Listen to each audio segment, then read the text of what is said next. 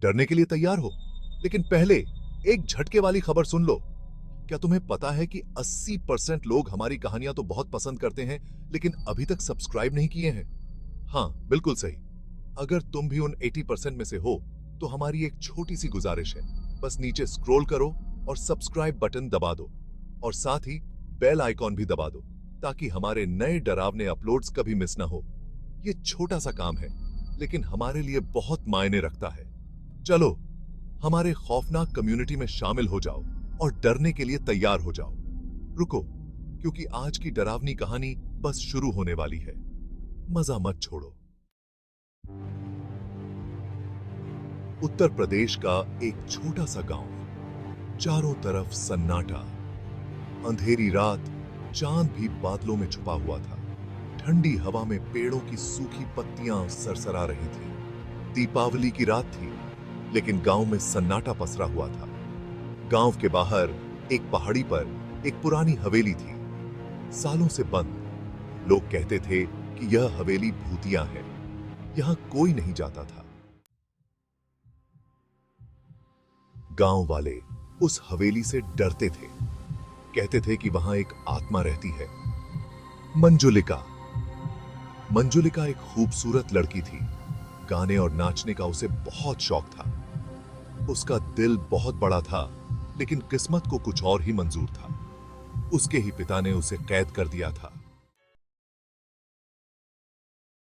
मंजुलिका के पिता एक जालिम जमींदार थे।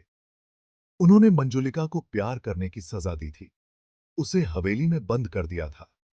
मंजुलिका ने अपने प्रेमी के लिए गीत गाए, नृत्य किया, लेकिन एक दिन उसकी आवाज हमेशा के लिए बंद हो गई। कहते हैं मंजुलिका ने हवेली में ही आत्महत्या कर ली थी।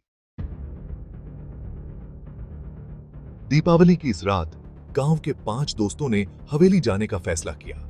वे सब जवान थे, निडर थे। उन्हें भूतों की बातों पर यकीन नहीं था। मंजुलिका अगर है तो सामने आए, हमें डरा कर दिखाए। उनमें से एक ने कहा, मंजुलिका अगर है तो सामने आए, हमें डरा कर दिखाए। एक कमरे से संगीत की धुन सुनाई दी। धुन धीमी और दर्द भरी थी। दोस्त उस कमरे की तरफ बढ़े। कमरे में एक परछाई दिखाई दी। परछाई नाच रही थी, धीरे धीरे, खूबसूरती से। यह मंजुलिका की परछाई थी। दोस्त डर के मारे चिल्ला पड़े। वे भागने लगे। हवेली के दरवाजे अचानक बंद हो गए। वे फंस गए थे। परछाई हंस रही थी।